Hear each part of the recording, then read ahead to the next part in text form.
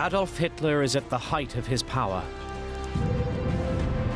He's conquered Europe. For millions of Germans, he's the greatest military and strategic genius of all time. Yet the German people are about to discover that what they've been told is a tissue of lies. This is the story of how reality starts to break through the Nazis' propaganda machine. How Hitler commits the biggest military blunder of his career. And how, hidden from sight, his leadership begins to fall apart.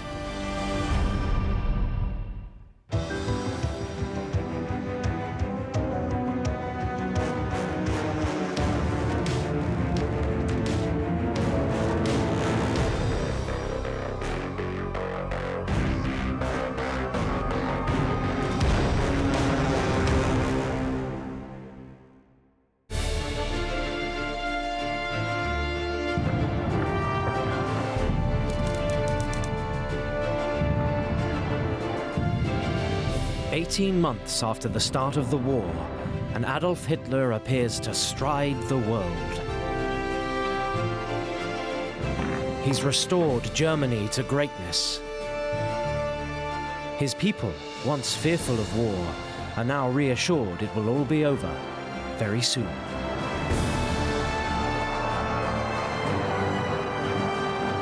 He's seen as a great war leader who seems to be delivering all the victories without the significant suffering that people still remember from World War I. Behind him, the German people believe, stands a brilliant and united Nazi Party leadership. But then, that façade begins to crack.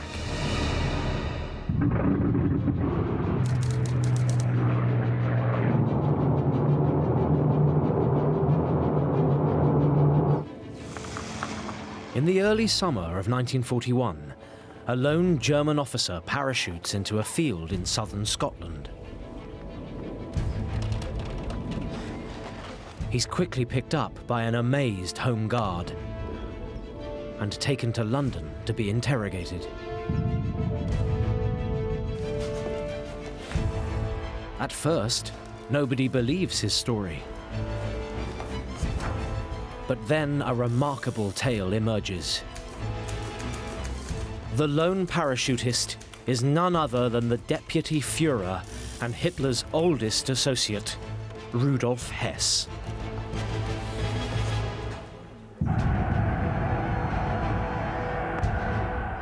Rudolf Hess has been a leading figure in the Nazi Party since the 1920s. He's been Hitler's personal secretary throughout all of that period. So here was a man who was a big part of the Nazi machine, very well known, very famous throughout Germany.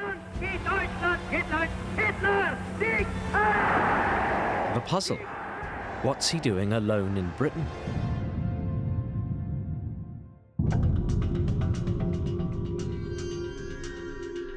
Hess is held in the Tower of London.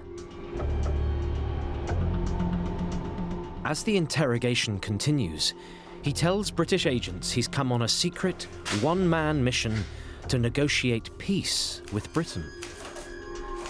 The British are astonished. There's a sort of general sense of, well, what on earth is going on in the British establishment? It just appears increasingly as a sort of a lunatic mission. But then, a much more revealing story emerges. Hess's private mission is not really about peace at all. His main concern is that amidst the jockeying for power inside the Nazi leadership, he's losing his position as Hitler's closest confidant and ally. He imagined that if he could pull off this diplomatic coup, it would sort of restore his own image, his own importance in the Nazi hierarchy. It's a crazy idea. But critically, it's the first public sign that the Nazi leadership, far from being united, is a seething mass of rivalry and infighting. It revealed really there was something rotten at the top of the Nazi party.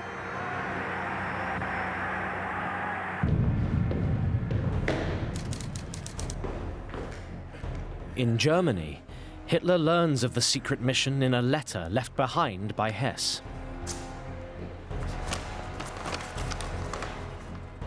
He's absolutely furious. He calls for his aides and his adjutants and shouts and screams. This was perhaps the first time that a senior Nazi leader had broken ranks. It was a huge crisis, and it's probably the biggest embarrassment that Hitler and the party ever experienced. Hess had betrayed the party, betrayed Hitler. The problem for Hitler: how to maintain the illusion of a united leadership when it clearly isn't.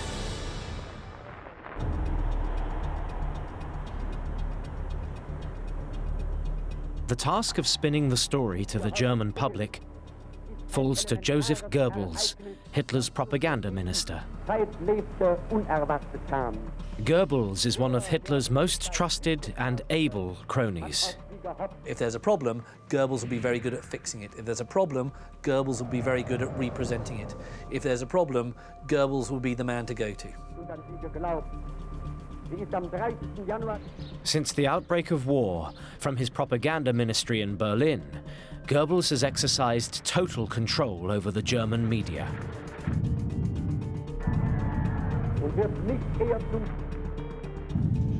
But this is a spin doctor's nightmare. How to restore the image of a united Nazi leadership. Goebbels' answer: to present Hess as a one-off rotten apple. Goebbels dealt with the defection of Rudolf Hess by simply portraying him as a man who had lost his reason, who had gone mad. Under the pressure of work, and his commitments had broken under the strain, effectively. It's an answer many Germans find hard to accept. And it certainly didn't play very well with the German public, who naturally would have asked, well, if the deputy Führer is insane, why is he still in his post? The Hess crisis passes, but for the first time, the image of Hitler's leadership is exposed as seriously out of line with the reality. That gap is about to get much bigger.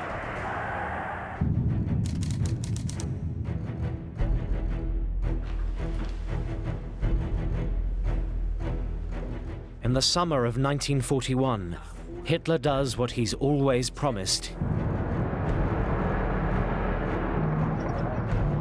He invades Russia.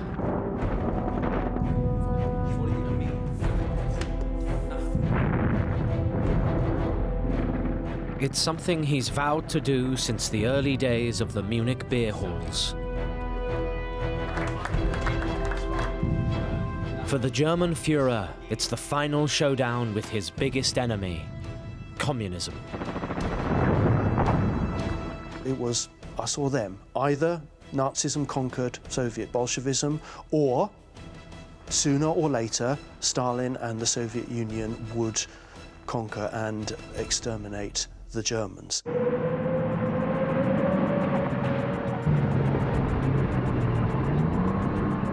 As German troops storm across Russia, Hitler is also fulfilling something else he wrote about in Mein Kampf 16 years earlier.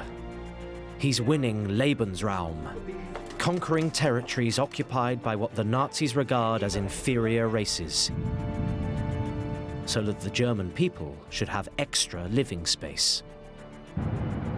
Space had to be found, not in the West, that was closed, but in the East, the Slav East, that area made up of human beings who were barely human and therefore deserved no special compassion.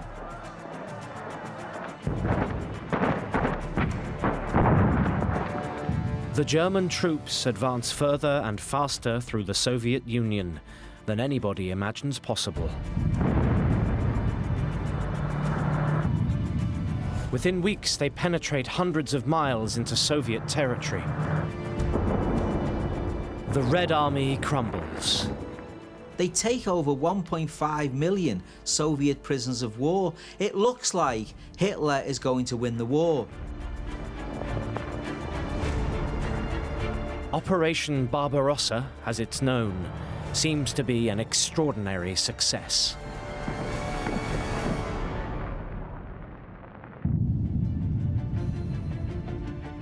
In Germany, there's relief and jubilation.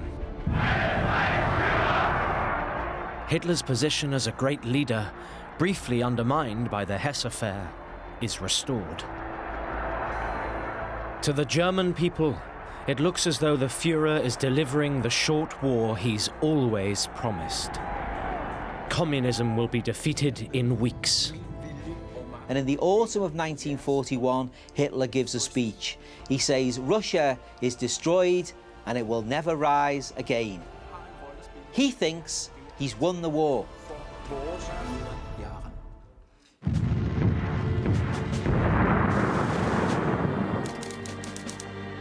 But then, progress slows. The Russians start to fight back.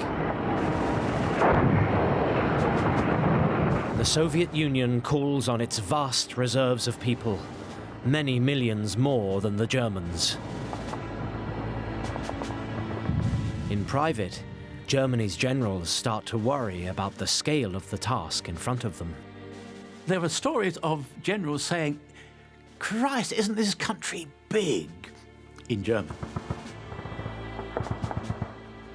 Russia was so vast that to cover it was a logistical problem that was very hard to overcome. Far from home, what most people can't see is that the German war machine is stumbling. Hitler, the self-styled military genius, is about to encounter harsh reality.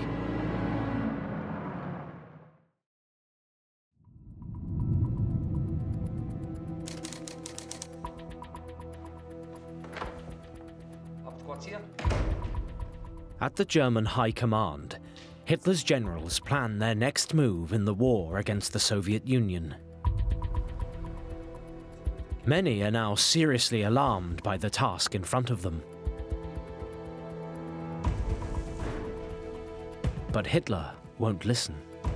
Instead, he calls them daily, demanding they keep pushing forward.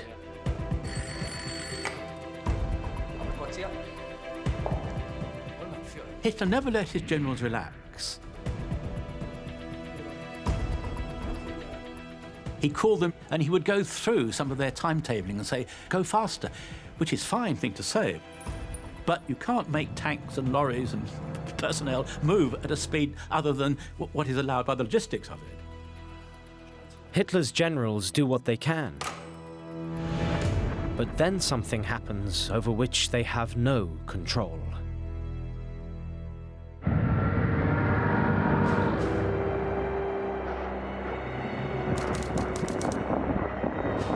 The Russian winter sets in. Temperatures drop to -32 Fahrenheit. Outside Moscow, the ground freezes solid to a depth of 5 feet. You couldn't urinate in the open air. Fuel would freeze in machinery. Literally, the German war machine was just frozen. And it wasn't just frozen, it was starving. Probably the best you're going to be able to get your hands on is raw horse flesh, because you wouldn't want to start cooking it, because the smoke would leave your cellar and tell the Russians where you were. In the face of these appalling conditions, the German army outside Moscow is finally forced to beat a tactical retreat.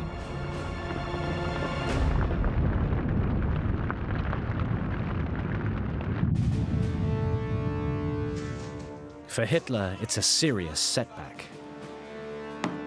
He's promised the German people the Soviet Union will be conquered in 6 weeks. It's now taken over 5 months. How can he keep his promise of a quick war when the reality is so different?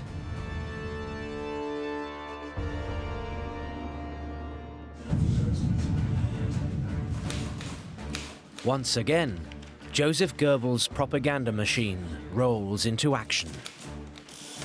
His solution? Simply to lie. He launches a barrage of propaganda.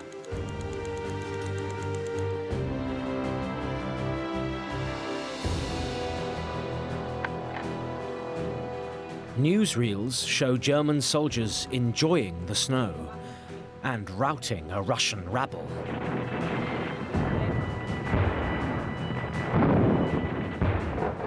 Goebbels made sure that stirring and exciting newsreels were a regular component of the German cinema goers' diet.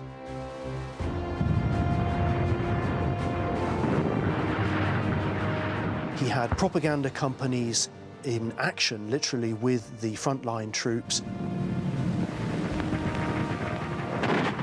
And he constantly urged his propaganda crews to get as far forward as possible, to get the most exciting footage.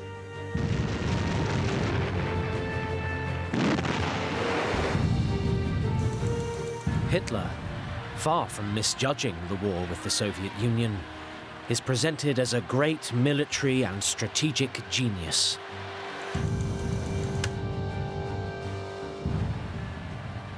But is the propaganda barrage working?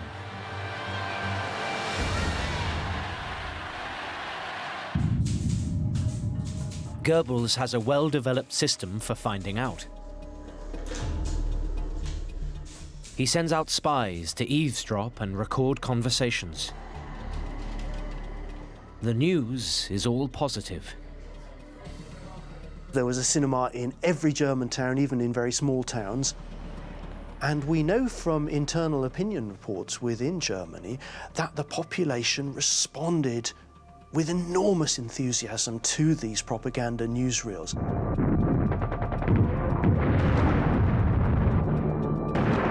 They could hardly believe the exciting, dramatic scenes of German military success.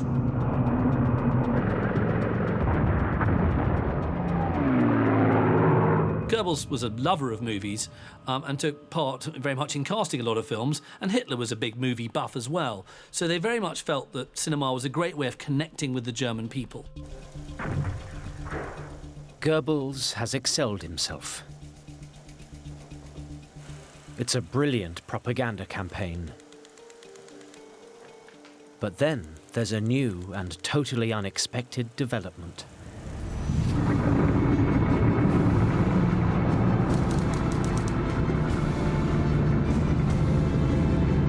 Without warning, Japanese planes bomb the US Pacific Fleet at Pearl Harbor in Hawaii.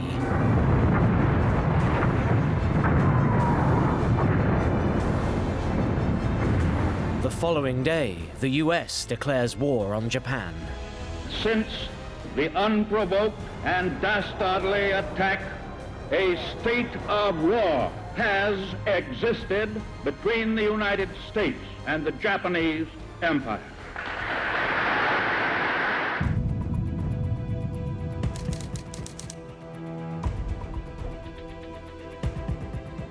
For Hitler, it's a critical moment. Japan is an ally. Should he let the Japanese and Americans fight it out? Or should he side with his Japanese friends?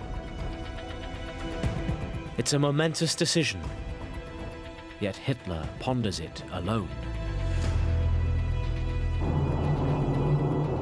The case against taking on America is obvious. America was an economic power, a kind of sleeping giant, and he knew that it had massive economic resources that, if turned into military resources, could ultimately affect his ability to win the Second World War. Yet, for Hitler, that's only part of the picture.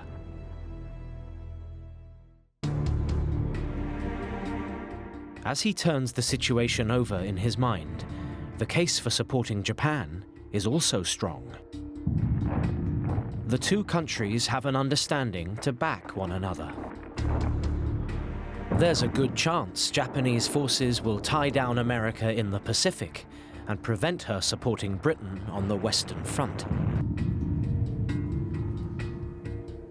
But above all, Hitler believes the Americans lack what the Germans have: the stomach for a fight. Hitler viewed America with complete contempt as a mongrel racial melting pot which was full of Hispanics and Jews and was racially worthless. He thought the Americans were effete, that they'd accept terms that would leave Germany in control of Europe and leave Japan in control of the Pacific. Finally, after only the briefest consultation, Hitler makes his decision.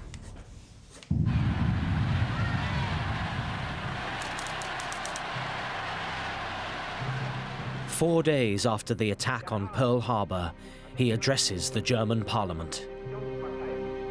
Germany will declare war on America. What's remarkable about that decision to go to war with America in 1941 is how easily it was made. Hitler didn't seem to have pondered on it for too long. There's a gasp from the assembled ranks, but they're all Nazis, and he explains that we could not wait for developments to overrun us. We have to take the initiative. America was seen as somewhere very far away, somewhere that couldn't really hurt Germany too seriously. It's a huge decision, yet Hitler has taken it almost unilaterally. It will go down in history as his biggest blunder.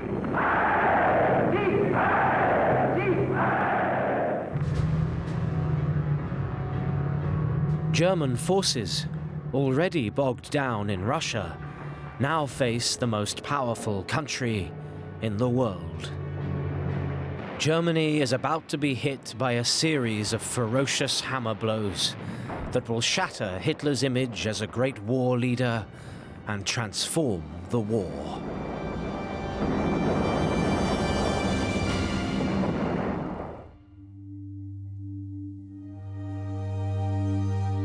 In Germany, the impact of Hitler's decision to go to war with America is felt almost immediately. There's a dawning realization that this is no longer going to be a short war. In private, there are bitter jokes. A candidate for the Waffen-SS is asked, "Are you willing to sign on for the whole war?" "No," he says, "only the first 12 years." In bars and restaurants, Goebbels' spies listen to the gossip and detect a drop in public morale. It's time for a new initiative.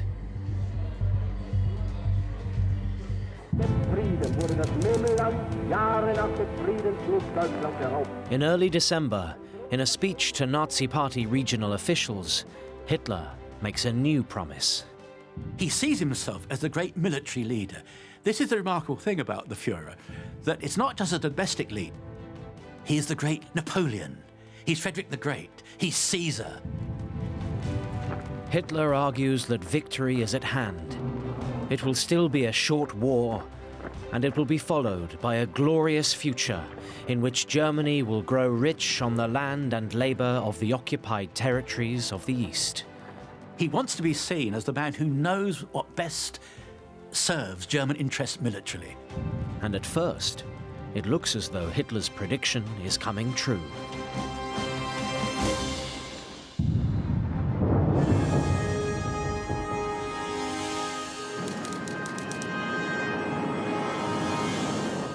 Spring on the Eastern Front brings warmer weather. The German Sixth Army goes back on the offensive. The industrial city of Stalingrad is besieged. The Soviet defenders are corralled in a tiny strip of land along the river Volga.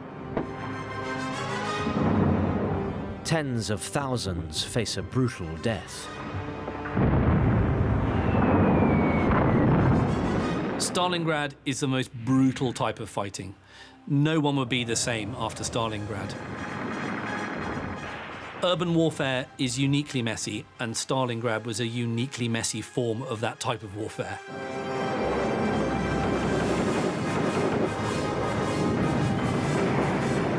The Germans appear to have victory in their sights.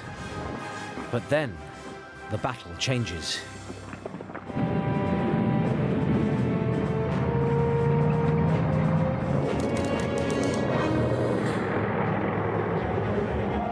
In a brilliant series of flanking moves, the Russians smash through the German lines from the north and south. They meet to the west of the city, completely encircling the Germans.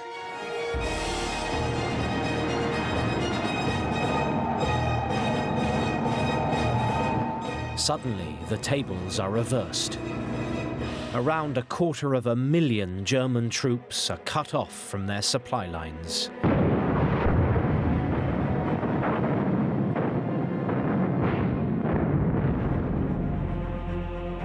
The German forces soon run low on everything, from ammunition to food. You had lice all over your clothes. You had to eat and drink the little food you could next to your comrades defecating right next to you, because if you tried to go out to go to the toilet, you'd be shot at by a Russian sniper up on a roof. The situation is untenable. The only thing that will save the Germans is a tactical retreat.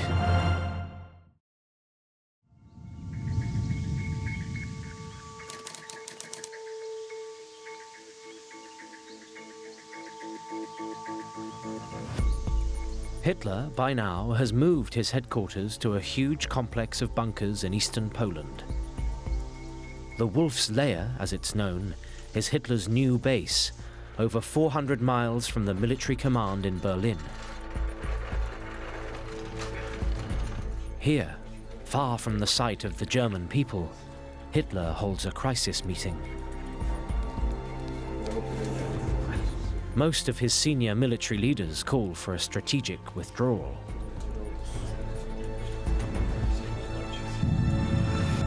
The alternative, an entire army will be wiped out. But Hitler takes another unilateral decision. The Germans will stand and fight to the last man.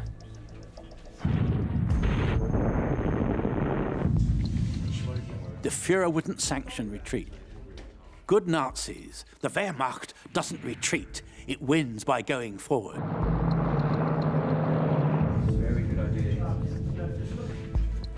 He believes in staying at your post and dying if you have to, but you do not retreat. Absurd strategically, absurd militarily.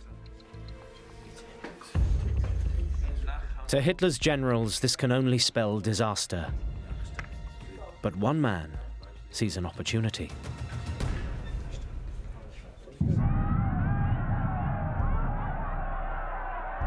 Hermann Göring has a reputation as a powerful and effective leader.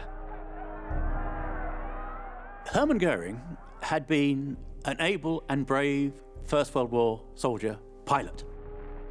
Genuinely won decorations. He understood war. He'd fought it. He'd been in it. Göring has been in the Nazi Party since 1922.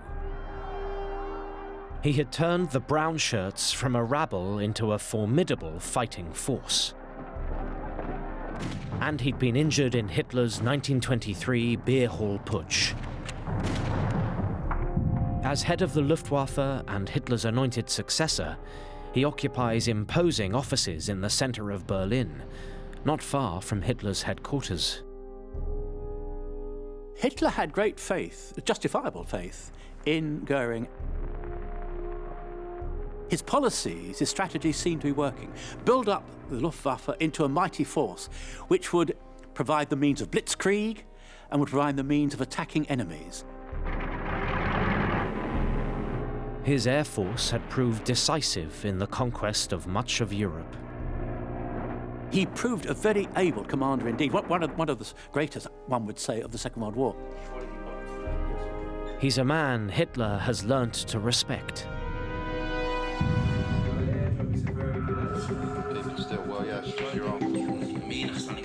Goering now backs Hitler's refusal to sanction a retreat from Stalingrad. He suggests, instead, the army can be reinforced by airdrops using his Luftwaffe.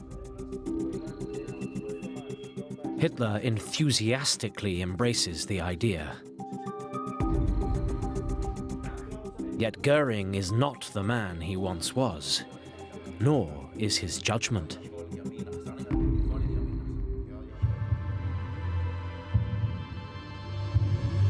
The man the German people believe is a mighty commander is in fact a drug addict.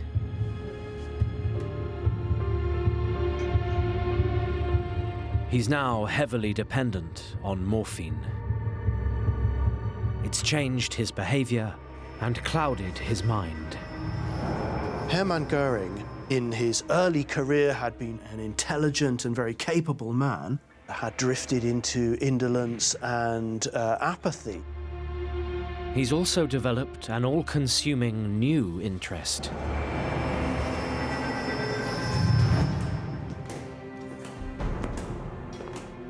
Looted artifacts from across Europe have been pouring into Germany. In every country the Nazis occupied, their armed forces were rapidly followed by teams tasked with a mission to bring back to Germany cultural artifacts. These ranged from literary manuscripts through to paintings and sculptures. At the heart of this operation is Goering. Goering thought of himself as a connoisseur and a great expert in matters of art and culture, but he has an eye to the business. He wants money. He would draw up an order for the kind of paintings that he'd like to have brought to him at his country estate. The me part of Goering is fascinating. By 1942, he's amassed a huge collection of stolen artworks. He has something like 1,200 precious objects and paintings in his personal possession. Goering is not alone in his passion for self-enrichment. There's hardly an official in Germany who doesn't dabble in this great project. It's on a massive scale, which is why it couldn't be controlled, because everybody had a skeleton in the cupboard. Goering's preoccupation with drugs and art mean he's no longer an effective commander or a good judge of the military situation.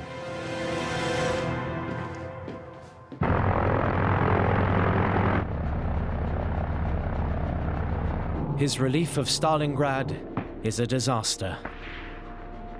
He doesn't have enough planes or fuel. The promised airdrop turns into a farce. The estimate that was given was that it would require something like 800 tons daily to keep those soldiers supplied. The reality was that they managed under 100 tons per day.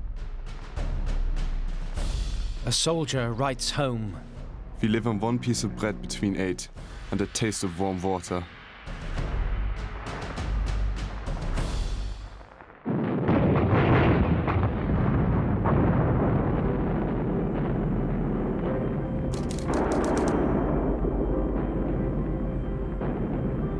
The German position in Stalingrad becomes untenable. Finally, at the end of the month, the German commander defies Hitler and surrenders.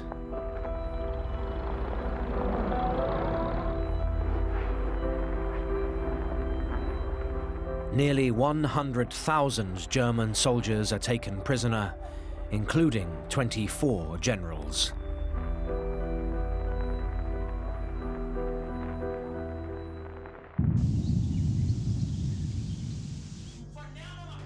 When news reaches Hitler at the Wolf's Lair, he's appalled.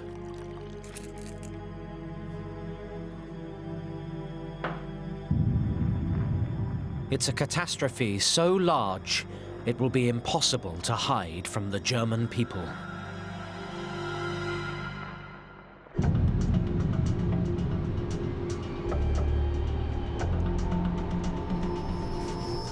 Once again, the man who has to break the news is Joseph Goebbels.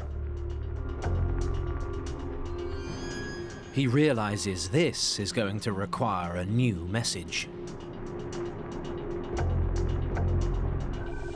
Out goes the idea of a quick victory. In comes the idea of a uniquely German grit and heroism. The theme here, as in many other utterances from this time, is that true German heroism only comes to the fore in the face of defeat and immense suffering. Seid ihr bereit, mit dem Führer als Phalanx der Heimat hinter behaupten, das deutsche Volk... Goebbels spells out his new theme in a speech many regard as the high point of his career.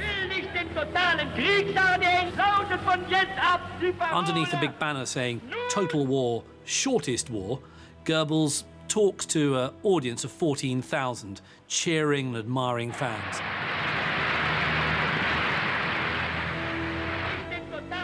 It's an appeal to the morale of the people to, in a sense, shift gear from support for the war, which was based initially on enthusiasm for the quick victory and the speed of the conquest, and now shifts towards this idea of endurance and embracing suffering.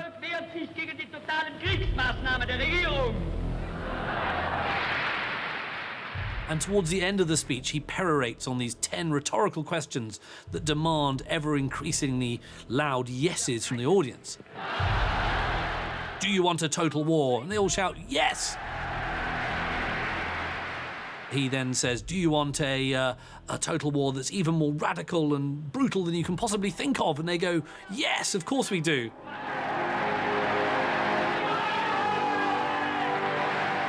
But Goebbels also has a second message. The talk of German heroism is underpinned by fear. Goebbels increasingly put before the German people a nightmare vision where they would be driven out of their historic, their ancestral lands in the East, their women would be raped, their young people enslaved and deported to Siberia. They had no choice but to fight on.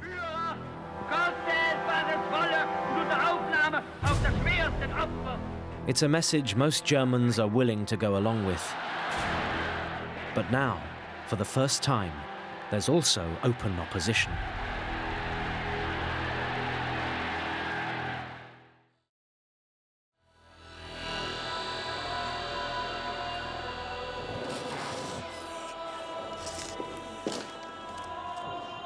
In Munich, a group of students calling themselves the White Rose Group circulate anti-Nazi leaflets and daub anti-Hitler graffiti. They would go around universities throughout Germany putting up little posters saying things like Hitler, mass murderer, or simply the word freedom. It seems a great example of how totalitarian the regime had become, that even to post the word freedom up on a wall was considered against the state.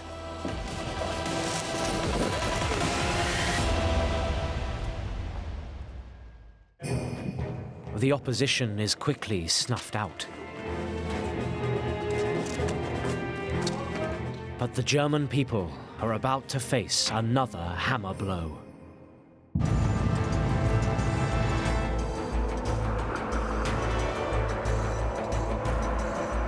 For 18 months, American arms and troops have been pouring across the Atlantic. The most powerful industrial country in the world has gone on a war footing.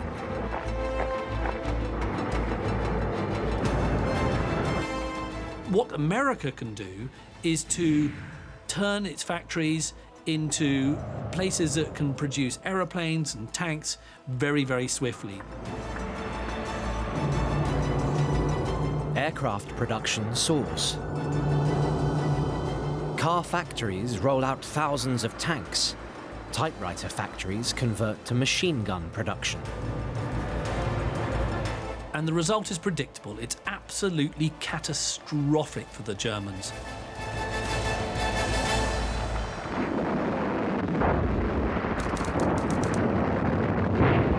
In the early summer of that year, American troops joined British forces in routing the Germans in North Africa.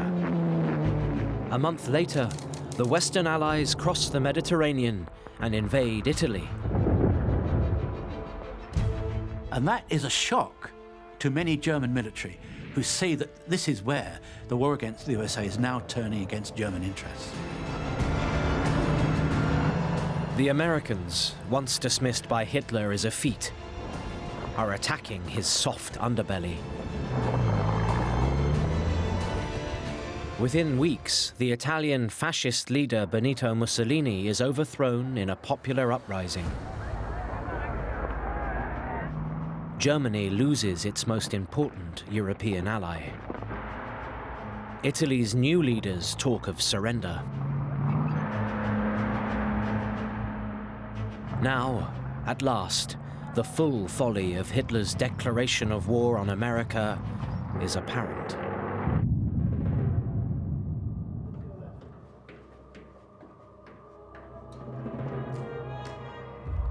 Hitler gets the news at the Wolf's Lair.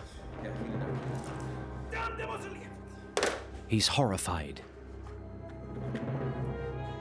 Mussolini is one of his oldest and most faithful allies. Hitler was deeply disturbed by the failure of Mussolini. He'd had a deep affection for Mussolini as a leader, and some say some affection for him as a person, insofar as he had feelings. The Führer orders German troops into Italy to hold back the advancing Allied forces. But this means spreading the German army very thinly. They're being pushed back in Russia. They face the threat of a renewed Allied attack in the West. And they're trying to hold Italy and the Mediterranean coast. But then something happens that's impossible to spin as anything but dreadful.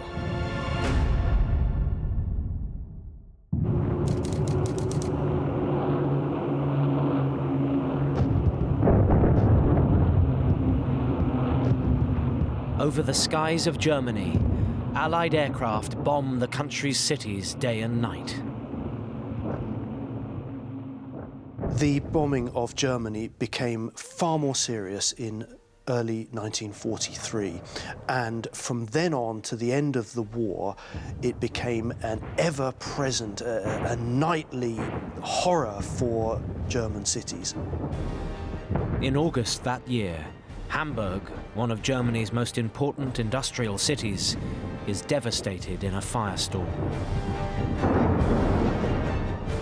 At least 40,000 people die.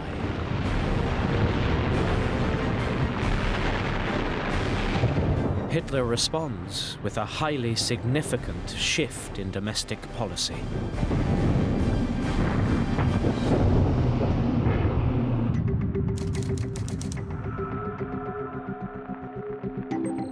That summer, Hitler appoints Heinrich Himmler, the much-feared head of the SS, Minister of the Interior.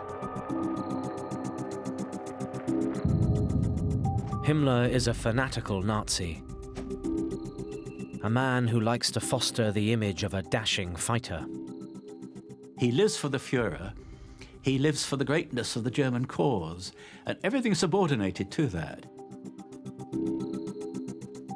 Frightening man, one of the most disturbing of all the Nazis.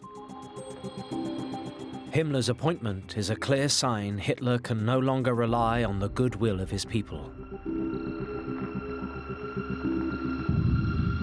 From now on, his position will depend on repression.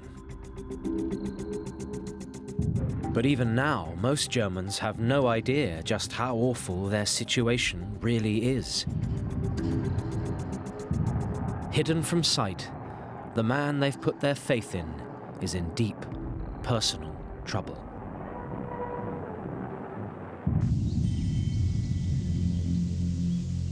The Führer has withdrawn almost entirely to his bunker at the Wolf's Lair in East Poland. He's simply unable to accept the reality of the situation.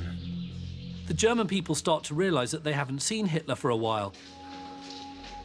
There are certain key events where Hitler would normally turn up to, such as Heroes' Day, a kind of memorial for those who had fallen, and that year Hitler didn't come, and that was very much noticed.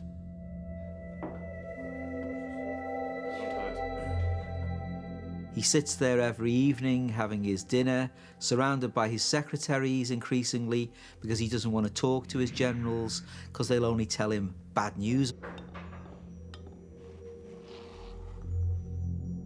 He's not yet 55 years of age, but he seems to be a man who's moving more slowly. He's not the old Hitler that he was. He's losing his energy. He goes for long walks with his dog. He became very stooped. He starts to tremble, possibly what we think now Parkinson's. Hitler is now almost entirely dependent on the company of just two people. One is his girlfriend, Eva Braun. He phones Eva Braun every day, which is a thing he'd never done before, to get some solace from her conversation. The other is his personal doctor.